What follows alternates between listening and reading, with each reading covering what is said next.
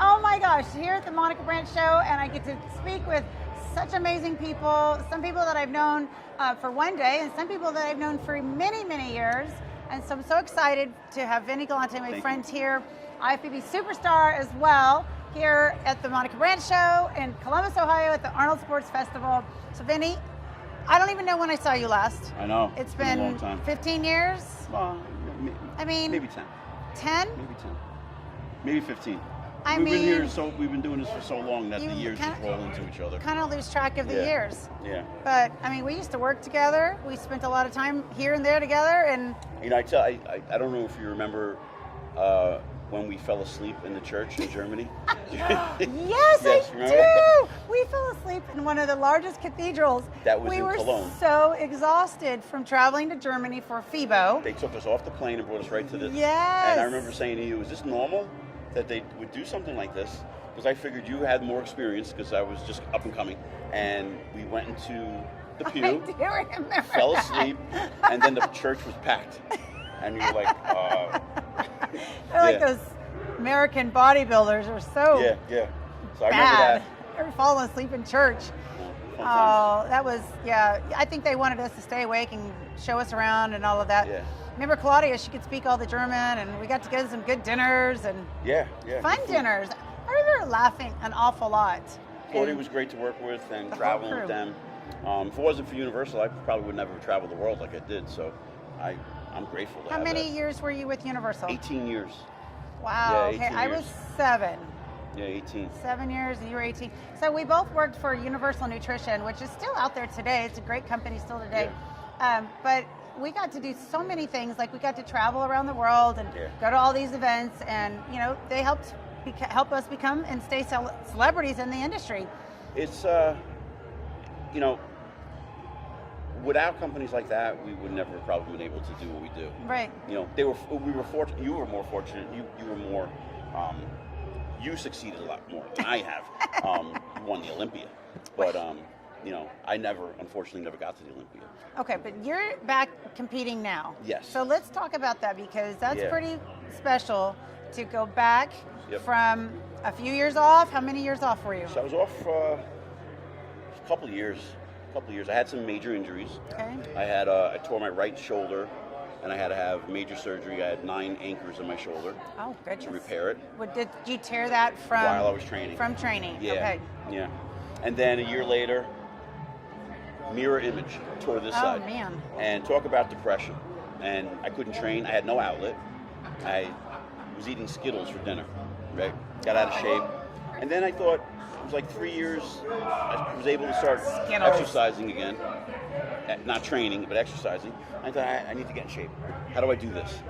And decided, well, I'm in my late 40s now, my 50s. Let me try the Masters Baltimore Pro. Let me see if I can get my feet wet again and get the ball rolling. I mean, muscle memory and. I took dead last. And Okay. there was no memory. Nothing worked. It was like disaster. Were you trying to do this all by yourself, no coaching? I did it all by myself, Okay. yeah. And then fast forward, 2018, same thing. Masters Baltimore Pro, dead last. And then I started to inquire a few coaches. Started talking to people. And you know how this industry is. Nobody wanted to work with me because I was losing. And it put a chip on my shoulder. And I said, all right, let me regroup. Let me go back to the drawing board. What am I doing wrong? And I did more of a pro and con list, and put the ball in motion and trained for the Masters Pittsburgh Pro in 19. I ended up winning the over 50 and the over 40. Wow. Yeah, so that's amazing. got it all together. Yeah, you did. And then COVID hit, Yeah. and I waited. And then last year, I did the Masters Baltimore Pro, Okay. and I won the over 50, the over 40, and the over 35, and took second in the Legion Masters. Wow. Yeah, so been having a good run. Yeah, congratulations. Thank you. So And now you figured it out. I mean, Figured you it went out. from last to first. a few times. A few times. Yeah. Goodness, So- what was one of the biggest takeaways that you needed to change up for yourself? My age. I Okay. realized, okay, I can't do what I used to do. let me figure out how I could do it another way. And I was focusing too much on what happened when I was younger, and how we were when we trained. And I started to realize if I don't change, and I'm never going to move forward. So just started to implement and put into effect a training program. And I didn't know if it was going to work, but I actually, when I got home from the Masters Baltimore Pro in 18, Tom Brady had a special on before the New England Patriots were playing, and they were talking about what he did in the off season and how he utilizes the off season more importantly now than ever. So I'm like, all right, you know what? Things came too easy for me in the past when I was younger, and they're not now. So I got to change my way, or I got to stop competing. So I made my off season. There was no off season, and just got better. And I changed. I mostly did a lot of time under tension training. And just things like Bulgarian split squats. Never did them because I thought that was a girl exercise, right? Well, that's a really good one. It's a hard exercise. It is, especially if you do it right and you hold your hips correctly and all of those things. And I basically kind of went to school and relearned the anatomy and training, which I never did before, which was kind of cool for me because it was something different. I brought to the table something different. And, well, you've always had a very nice symmetrical physique. Thank you. So now you just were trying to figure out how to make that work for you. I had to put the muscle back on because I didn't train for 3 years. And not only put the muscle. And you were eating Skittles. Yeah, I was. No, literally I was. I mean, I could think of a better candy than Skittles, but okay. Yeah, there are many. But so now Jake Wood announced that the Masters Olympia is coming back next year. So we'll see what happens. So you mean like 2023? 23, yeah. Okay. He threw it out there. Yeah. But there's no detail yet. We don't know what month. We don't know what qualifies you, if there are any qualifications. But it's out there, and now we can see the Masters division is growing because there's usually maybe 3 or 4 Master shows, but now this year there's 12. So it's growing. And I haven't picked anything yet, but I want to compete in the summer. I want to compete in July. And there's 2. That way you have the good bod for the summertime. No, I just that's the old stuff. The girls are like, I want to get ready for summer. You know what it is, really, truly? Nothing hurts in the summer. Living in New Jersey in this weather, this winter. Elbows hurt, my knees hurt. I'm going to be 55 next month, and I'm grateful that I can still do this. So.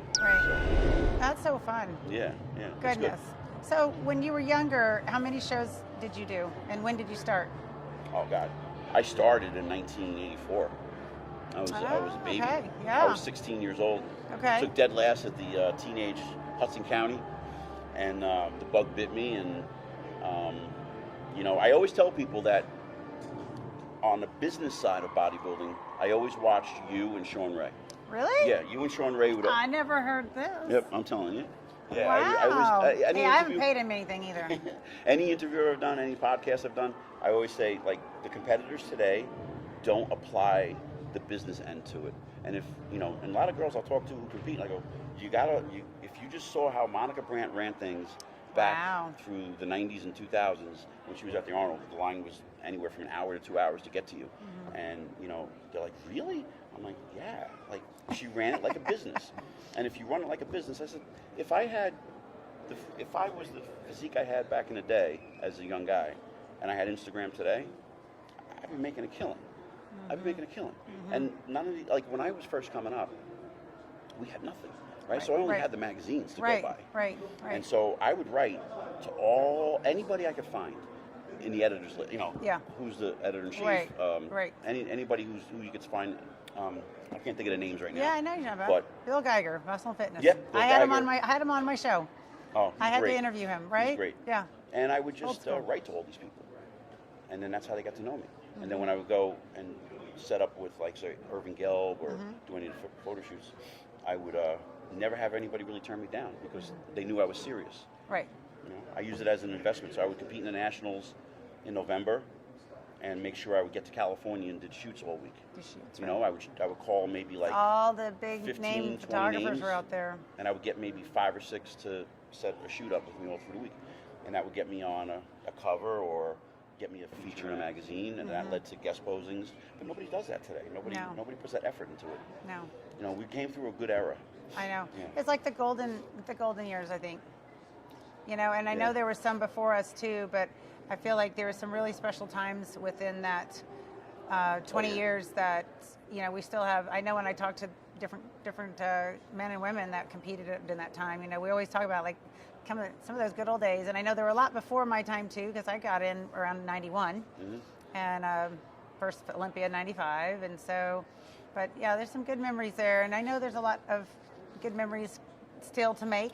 Yeah, sure. So I mean, it's just fun, different because you're dealing with different mindsets today. You're right. A lot different. And right. you know, sometimes I get frustrated when I'm training clients and they don't put the effort into it, and they don't put that drive. Like, you know, how bad do you want this? You know, I said, would you do this if social media didn't exist? That's a good point. Yeah. Would That's you a do real it good if point. social media didn't exist? I mean, I wish it didn't because I hate having to post stuff, and I have a girl that helps me with posting, but you know, but then it's like following up with other people and following up on your posts, especially if you like leave a comment, you know, comments to return to, and it's like, it reminds me of the old days with all the fan mail. I used to have boxes and boxes of fan mail. I got a box of fan mail, and when I have competitors come over my house, I'm like, this is the way it used to be. I show them the magazines I was in, and you know, I have an office in my house with like a mini gym, all my trophies, all my posters, covers, and everything, and they just stare at everything. Like, wow. I said, would you rather have this or likes on Instagram? Yeah. And they're like, yeah, this is pretty cool. Yeah, it was cool. And I tell them, like, I'm a fraction of what was out there. I said, I'm like a fraction of it. I said, you look at me and what I've succeeded, and there's guys who went to the Olympia, and, you know, because you get that kind of person who says to you, oh, I wish I could do with you what you do. And then I go, I wish I could do what somebody else did. Who competed higher than me. Yeah. But you can't think that way. I try to tell them not to think that way and just do the best you can for yourself. Right. You know? Find your own path, make it your own, make it your own way. Yeah. Well, it's so awesome to get to see people like you again and just kind of reconnect and encourage one another, because that's really what it's all about. We're here to encourage one another, continue in our path, reconnect and continue the legacy of this industry the best that we can. And you've left your own footprints in it. And I'm still trying to leave some more. Yeah, and, you are. You know, and I have to myself realize, like, I'm too old. That ship has sailed to compete in the 212 division, and I have to be realistic and honest with myself. I'm best suited for the Masters. I'm going to be 55, so I can't be unrealistic. Right. I could try it and do it, and, you know, I'm going to come up shorthanded. Yeah. I know that. And some people say to me, try it because it'll be great. And, like, would you be able to do, if they do bring the Masters, like you said, would they be able to do the Masters, and would you be able to compete in both at the Olympia? Well, I've never qualified for the Masters. I would have to qualify. Okay. And that's not going to happen because I'm not competing in the Open. I'm not in the 212 division or the Open. But from what I understand, that the Masters Olympia will not be the same weekend as the Mr. Olympia. Okay. Oh, so you technically, if you're qualified, could do both. You can't because it's not on the same day. Right. Yeah, so. Okay. That's fun. Yeah, we'll see. Oh my goodness. And anything else going on in your world? Are you you're coaching G-Code, people? Yeah, G-Code Nutrition. Okay. We're in Iowa 1400, and just enjoying life again with bodybuilding. That's awesome. Yeah. That's awesome. Well, how can people find you, Vinny? On Instagram, Vinny Galanti _.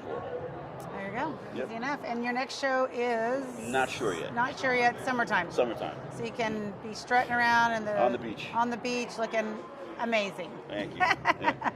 That's Great awesome. So good to catch up with you. Yeah. And guys, thanks for tuning in to the Monica Brant Show. Be sure and look for Vinny. Peace.